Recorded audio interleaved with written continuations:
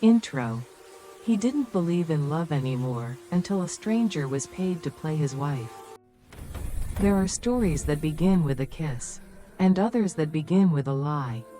But this one began with a contract, one signed by a man who couldn't feel, and a woman who still believed that hearts could heal. Dr. Ethan Hale was once the kind of man people trusted with their lives. A world-class surgeon, calm, brilliant, precise. Until the night he couldn't save the only person who truly mattered, his wife. Since then, he hasn't touched the piano she loved, hasn't spoken more than he needed, and hasn't smiled in 2 long years. The walls of his mansion hold his silence like a second skin. Every corner reminds him of what he lost. The laughter that used to echo through the halls. The smell of jasmine from her favorite candle. The ghost of a life that used to be warm. His therapist has tried everything, medication, counseling, even retreats. But nothing reaches him. So when the idea is proposed, to bring someone into his home, to live with him, act as his wife, and maybe remind him what it feels like to be human again, Ethan agrees. Not out of hope, but because he's too tired to resist. That's when she arrives. Clara Bennett, 27 years old, a nurse who has seen more pain than most hearts can carry, yet still chooses kindness over distance. She's not here for love. Just for a week, just for the paycheck. And maybe, just maybe, to understand the kind of loneliness that makes a man stop looking out the window. As she steps into his house, she doesn't know that this 1 week will change both of them forever. Because sometimes, it doesn't take a lifetime to fall in love, only a moment when 2 broken souls recognize each other in silence. Subscribe to Hidden Angle Podcast for more untold love stories, where every heartache leaves behind a whisper worth remembering. Chapter 1: The Cold Contract. The air inside Ethan Hale's mansion was colder than the marble floors beneath Clara's feet. Every sound, the ticking clock, the shuffle of papers, echoed too loudly in a place that had forgotten warmth. She sat across from him at the dining table, a thick envelope between them. The contract. 7 days. 1 week to play a role no heart should ever pretend to know, a wife. Ethan's tone was clinical, detached, like reading surgical instructions. You'll stay in the West Wing. Meals are optional, no personal questions, no physical contact. You'll accompany me to 1 charity event on Friday. Payment will be transferred after. His words sliced through the quiet. Clara nodded, keeping her voice steady. I understand. But she didn't, not really. Because this wasn't just a job.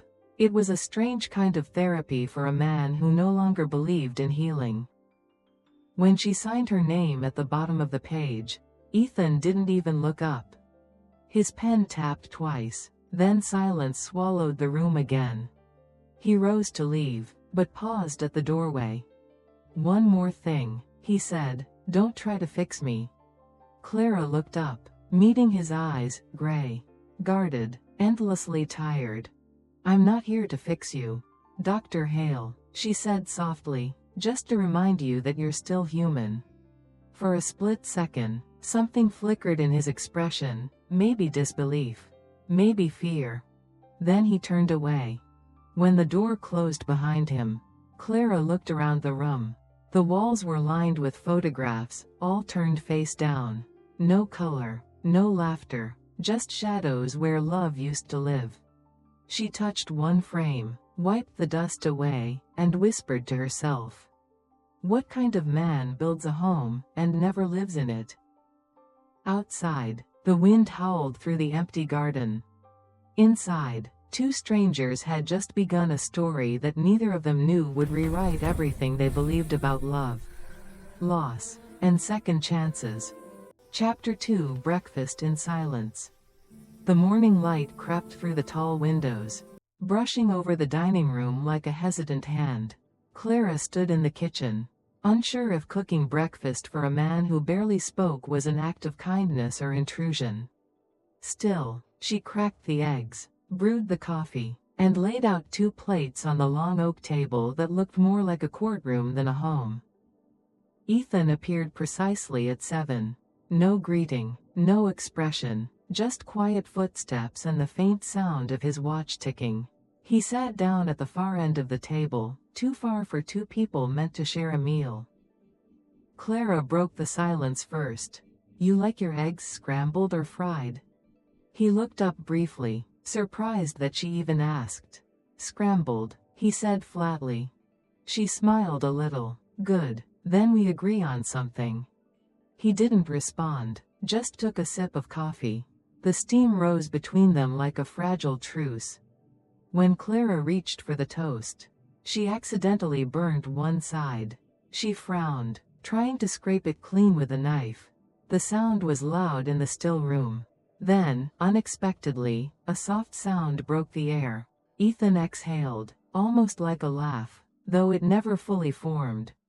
Clara looked up, amused. Did the doctor just laugh at burnt toast? Ethan's lips curved faintly. Maybe. It was only a word, barely a moment, but it shifted something. The air wasn't as cold. The silence wasn't as sharp. For the rest of the meal, they ate quietly, not because they had nothing to say, but because, for the first time, the quiet didn't hurt.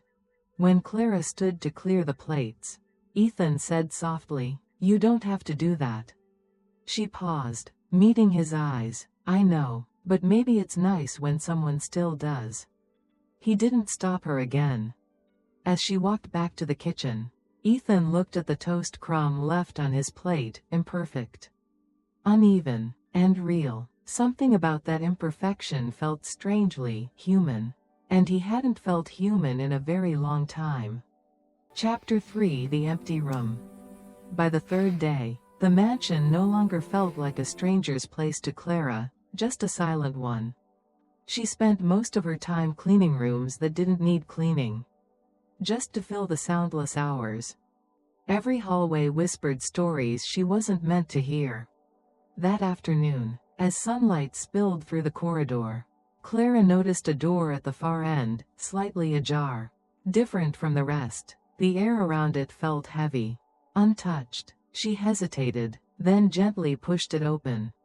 Inside, dust floated in golden beams of light. An easel stood by the window, a half-finished painting resting on it, a woman's face, smiling but incomplete. The brushes were still stained with old paint, the palette frozen in time. The room smelled faintly of lavender and turpentine, the scent of someone who once lived fully. Clara stepped closer, her fingers brushing the edge of the canvas. She didn't notice Ethan behind her until his voice cut through the stillness. "Don't touch that."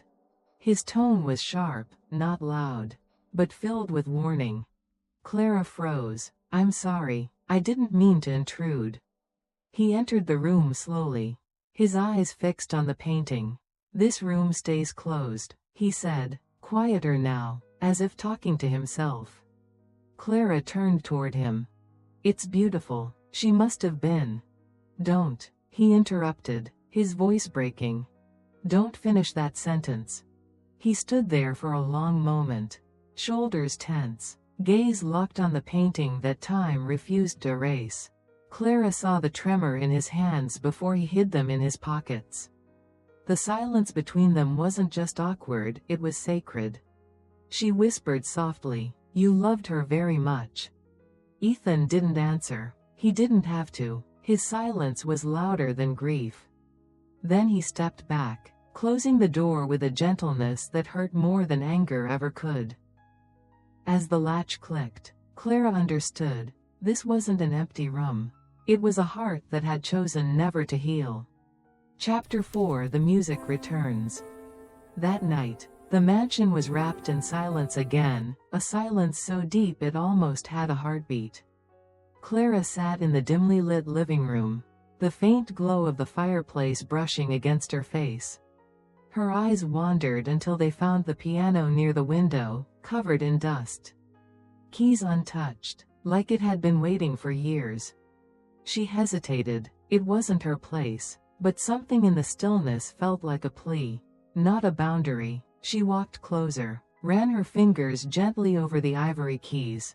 The cool surface sent a shiver through her, as if the instrument still remembered the hands that once loved it. Clara pressed one note, then another. The soft melody floated through the air, uncertain, trembling, but alive. Upstairs, Ethan paused mid-step. The sound was faint, almost fragile, yet it pierced through the armor he'd built around himself. He walked toward the staircase, each note pulling him closer like a memory refusing to stay buried. When he reached the room, he didn't speak. He just stood by the doorway, watching her. The firelight danced across her hair as her hands moved with hesitant grace. The melody wasn't perfect, a few wrong keys here and there, but it was honest. Clara stopped when she noticed him. "I'm sorry," she whispered. "I shouldn't have." "Keep playing," he said quietly. She looked at him, searching for any trace of anger. There was none, only something softer, something that had been asleep for too long. So she continued, and Ethan slowly walked toward the piano. His fingers brushed the edge of the instrument as if greeting an old friend. The melody swelled, delicate, tender, aching. When the last note faded, Ethan closed his eyes. For a brief second, the weight on his chest lifted. "It was her song," he said softly. "She used to play it when she thought I wasn't listening." Clara nodded. "Then maybe it's time someone listened again." The room fell quiet once more, but this time, it wasn't empty. It was full of everything they didn't yet know how to say. Chapter 5: Shadows of the Past. The next evening, the rain tapped gently against the windows, filling the silence with a rhythm almost like breathing. Clara sat by the fireplace, reading quietly, when Ethan appeared, no longer wearing his usual armor of detachment. He stood there for a while, watching the flames before speaking. "She used to paint on nights like this," he said, his voice low, almost hesitant. Said the rain made the colors softer. Clara closed her book, giving him her full attention. "You loved her deeply." He nodded once, then sank into the chair across from her. 5 years married, 3 of them happy. The last 2, he stopped, his eyes fixed on the fire. "She got sick. I thought I could save her. I thought I was supposed to." His words trembled, not from weakness but from the weight of memory. "I was a surgeon who could fix anyone, except the woman who needed me most. And when she died, I didn't just lose her. I lost the part of myself that believed in miracles." Clara listened, saying nothing. Some wounds didn't need answers, only space to breathe. After a long pause, she spoke softly. "My brother used to say something similar before he passed. He thought being strong meant never breaking. But sometimes, the breaking is what makes us real." Ethan looked at her, and for the first time, his gaze didn't carry distance. It carried recognition, the silent understanding of 2 people shaped by grief. "You talk like you've known loss," he murmured. "I have," she said simply, "but I also know it doesn't have to define us forever." The fire crackled, casting flickering shadows across their faces.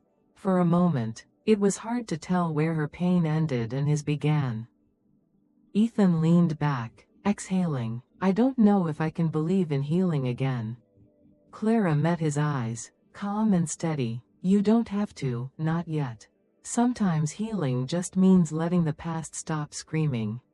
And in that moment, as thunder rolled softly in the distance, both of them felt the storm inside begin to quiet, if only for a night. Chapter 6: The Rain and the Confession. The storm arrived without warning. Thunder rolled over the hills, and the rain fell hard enough to blur the city lights below. Clara found Ethan outside, sitting on the stone steps of the garden, drenched from head to toe. He wasn't shivering, just still. Like the rain couldn't touch the ache he carried inside. She grabbed an umbrella and hurried toward him. "Ethan, you'll get sick." He didn't look up. "Maybe that's fine." His voice was hollow, not defeated, but empty in the way grief carves a person out from the inside. Clara knelt beside him, holding the umbrella above their heads.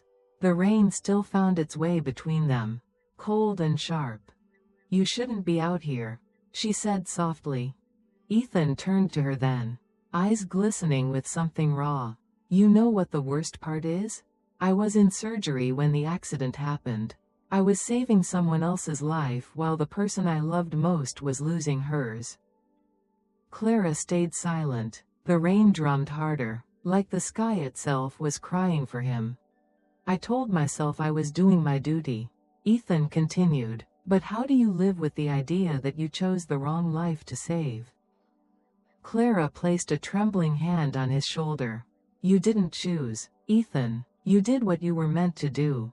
Sometimes life takes what it wants, no matter how much we beg it not to." His eyes met hers, desperate, searching for something to hold on to. "Then what am I supposed to do with all this guilt?" She hesitated, then whispered, "Maybe stop trying to bury it. Maybe you just have to let it rain through you, until it's gone." For a long moment, neither of them spoke. The only sound was rain, cleansing, relentless, forgiving. When he finally exhaled, it came out like a release. He didn't thank her, didn't move, just stayed there, letting her hand rest on his shoulder. And for the first time in years, Ethan Hale didn't feel alone in the storm. Chapter 7: A week that changed everything. The rain stopped the next morning, leaving the world washed and quiet, the kind of stillness that feels like a breath held too long. Inside the mansion, something had shifted. The air was softer. The silence no longer carried weight, it carried peace. Clara was in the kitchen, humming while she prepared breakfast. The same table that once felt like a courtroom now felt like a home. Ethan walked in, sleeves rolled up, no longer the man hiding behind perfection. "I made coffee," she said, smiling, strong, "just the way you like it." He looked at her for a moment, surprised by how natural it felt, this exchange, this ease.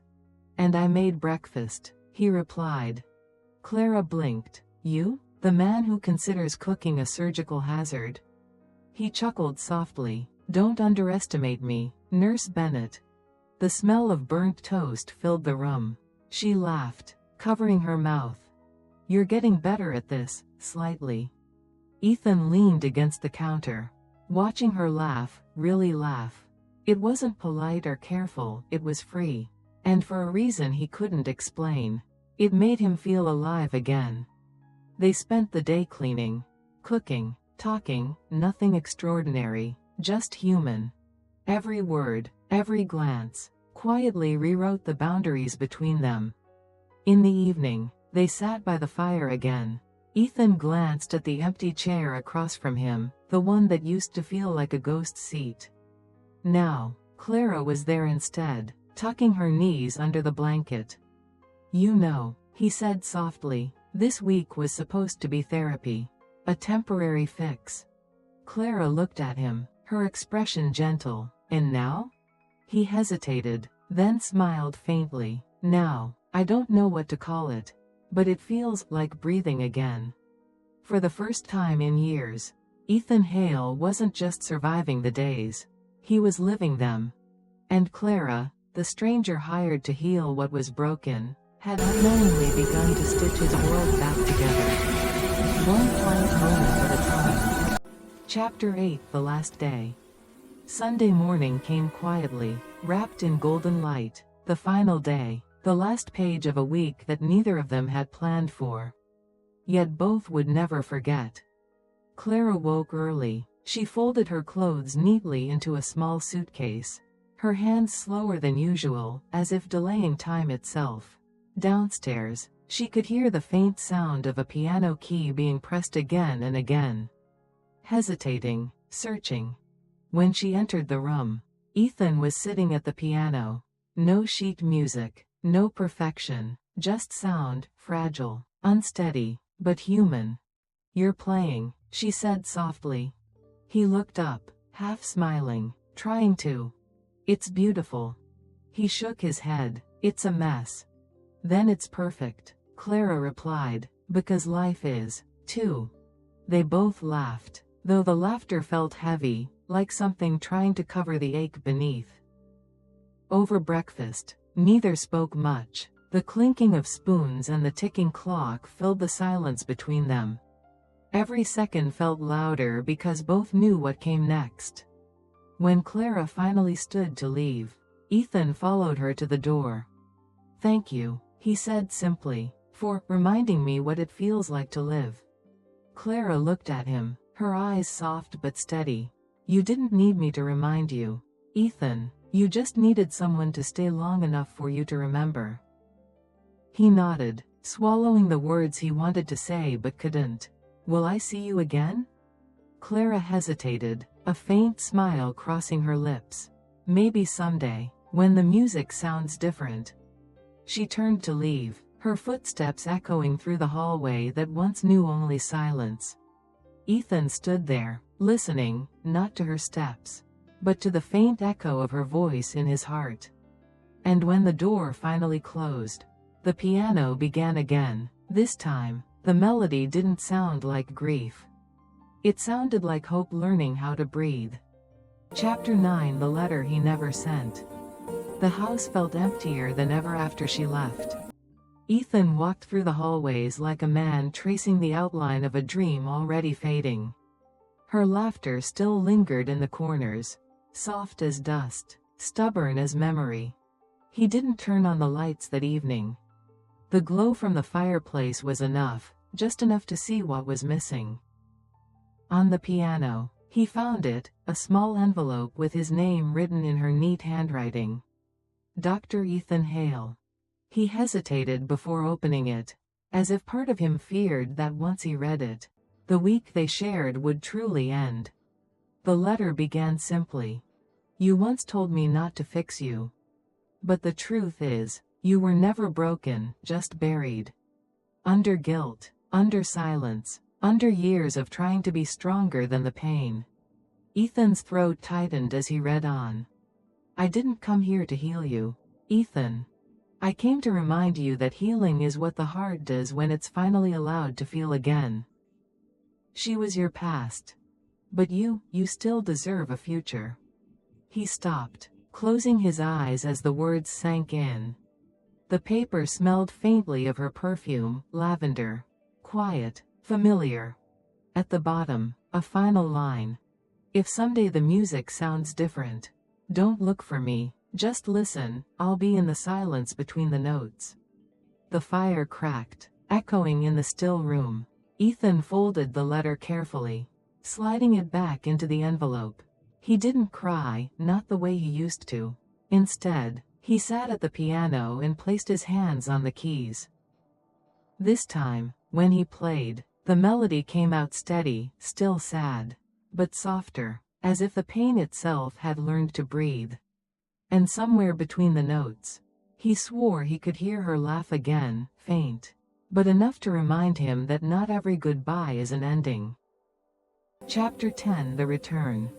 Months passed. Seasons changed quietly, and so did he. The mansion no longer felt haunted, not because the ghosts were gone, but because Ethan had finally learned to live with them. He started working again, slower this time, gentler. Sometimes, between surgeries, he'd catch himself humming a tune, her tune, and it didn't hurt anymore. One gray morning, while visiting the hospital, he saw her, Clara. She was in the children's ward, kneeling beside a little boy learning to walk again. Her laughter filled the corridor, soft and bright, the same sound that once brought light into his darkness. Ethan stopped at the doorway. Unseen, she hadn't changed much. Her hair was tied up, a few strands falling loose. Her eyes still carrying that calm strength he remembered. Watching her, He realized she hadn't just healed him, she'd healed the world around her. One soul at a time. For a moment, he wanted to speak, to call her name, to tell her about the letter, about the melody that now filled his home. But he didn't. He understood now that some connections don't need to be rekindled to remain alive. Clara looked up then, sensing something. Their eyes met across the room. No words, no surprise, just a small, knowing smile. The kind of smile shared by two people who once carried the same silence and learned how to let it go. Ethan smiled back. It wasn't goodbye, it never had been. It was gratitude, quiet and complete. When he left the hospital, the rain had begun again, gentle, not heavy. He walked through it without an umbrella, letting it soak his coat, his hair, his soul. And for the first time in years, Ethan Hale didn't feel the storm. He felt the peace that comes after it. Outro. Some stories don't end with a goodbye, they end with a beginning that just looks a little quieter. Ethan and Clara's story wasn't about falling in love. It was about learning how to live again, after love had already broken them. Because sometimes the most beautiful kind of healing isn't loud or cinematic, it's found in the smallest gestures, a shared cup of coffee, a quiet song, a smile that says, "I understand." It's the kind of healing that doesn't erase the pain, it teaches you to hold it gently, until it no longer hurts to remember. If this story found you at a moment when your heart feels heavy, take this as a sign. You are not broken. You are becoming. And the people who walk in and out of your life, even for a week, even for a chapter, sometimes leave behind the light you'll need to keep going. So tonight, wherever you are, let the rain fall. Let the silence sing. And let yourself feel everything you've been trying so hard to bury. Because healing doesn't come from forgetting. It comes from remembering, without pain. If this story touched you, leave a comment below. Tell us what moment stayed with you, what line made you pause. Your story might be the one that helps someone else heal too. Don't forget to like, share, and subscribe to Hidden Angle Podcast, where every whisper, every heartbreak, and every quiet redemption reminds us that love doesn't always save us, but it always changes us.